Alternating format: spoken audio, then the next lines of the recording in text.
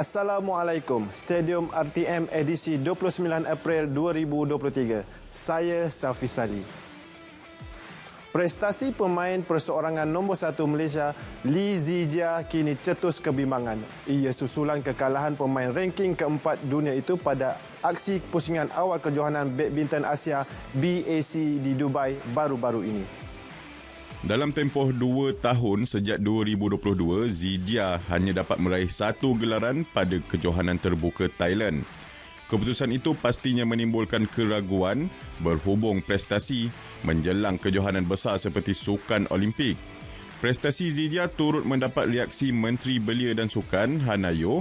Seandainya pemain itu gagal berada dalam kelompok ranking 10 terbaik dunia, maka peluang untuknya kekal dalam road to gold tipis. Dalam syarat-syarat kita menyenaraikan mereka dalam jawatan kuasa Road to Gold ini, senarai ini berdasarkan kepada prestasi Olimpik yang lepas dan juga top 10 in the world.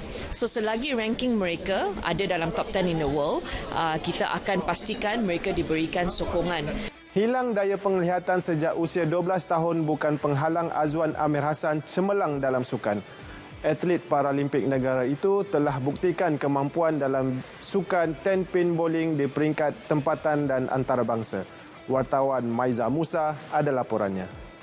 Pada usia 12 tahun, Azwan hilang daya penglihatan selepas terlibat dalam kemalangan di Lahad Datu, Sabah. Kekurangan itu bukan penghalang buat Azwan untuk bangkit sebelum bergelar atlet Paralimpik 10 pin bowling. Kebetulan waktu tu Malaysia dia ada buat selection untuk bowling ya. Jadi waktu tu saya first time pegang bowling. Ada satu kawan orang Sabah ni ya. Jadi dia kata, tak apa, kau tak payah pakai apa-apa. Kau pakai aku punya barang ya semua. Aku bagi pinjam. Pada awalnya, Azwan mengambil masa menyesuaikan diri dengan teknik dan strategi bowling Paralimpik yang berbeza dengan sukan bowling biasa. Lepas tu dia ajarlah daripada tepi longkang tu sampai ke return ball tu. Dia bilang, ni arah ini kalau kau baling straight ini, maknanya pin tu depan tu lah. Dia kasi tahu lah kedudukan pin 1 tu tengah sini. Ikuti siri kedua esok yang mengupas impian dan harapan Azwan Amir.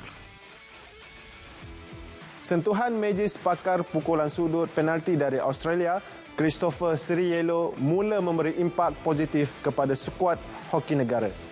Perkara tersebut diakui pengurus pasukan hoki negara, Datuk Minawan Nawawi.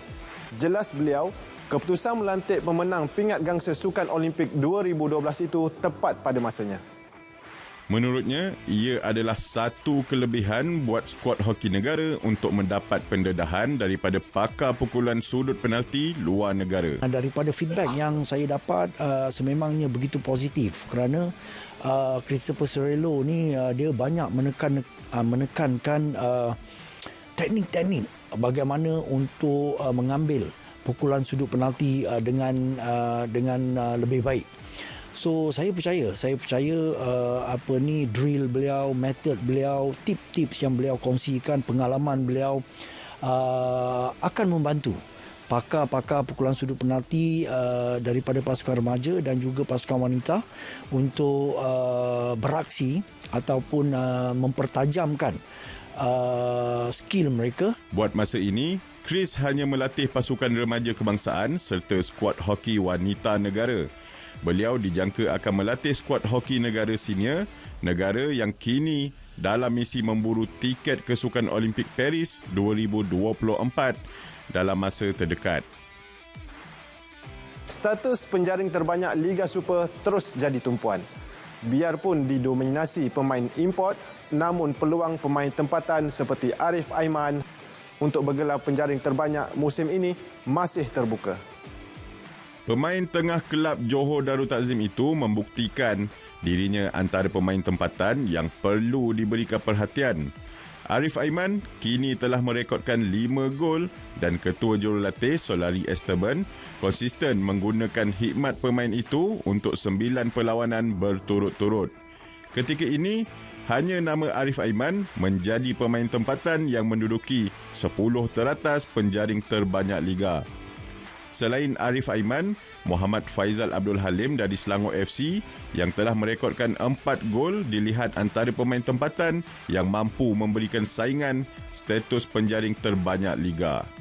Prestasi skuad bola sepak bawah 17 tahun negara berada di landasan terbaik. Ia terbukti menerusi 5 kemenangan daripada 6 perlawanan aksi persahabatan di Doha, Qatar baru-baru ini. Ia sekaligus jadi petanda positif barisan pemain muda Malaysia mampu cemerlang pada Piala Asia bawah 17 2023 Jun ini. Menurut pengurus pasukan Christopher Raj, pasukan diharap mampu mengekalkan momentum terutama dalam 6 perlawanan persahabatan lagi sebelum Piala Asia di Thailand membuka tirainya. Kerana pasukan bawah 17 ni bermain dalam Piala Presiden. Walaupun mereka umur 17 tahun, mereka bermain dengan abang mereka dalam kategori umur yang lebih tinggi.